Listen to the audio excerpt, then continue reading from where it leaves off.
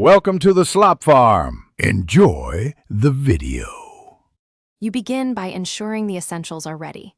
Charge the device above 50% and enable Bluetooth on your iPhone so the radios can find each other. Open the Fitbit app and sign in. The app manages pairing keys and device profiles, which is why you must be authenticated. Once done, place your Fitbit within 3 to 5 feet of the phone and tap the app setup or account set up a device. That launches the pairing flow and lets the phone request permission to connect. You now follow the app prompts to confirm the pairing code or watch for the Fitbit vibration. This proves the device and phone are communicating. Grant the app permissions for notifications, location, and background app refresh because Fitbit uses these to update step data and deliver calls or messages. Make sure you keep the app open during the initial data transfer.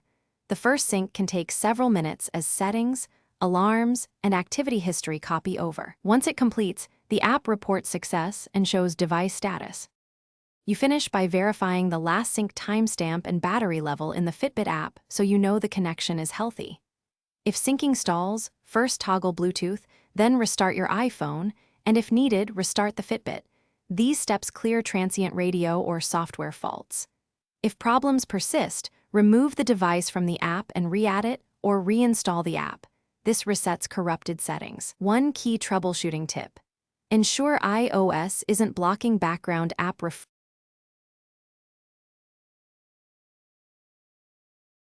Thanks for watching. Consider subscribing if we helped you today.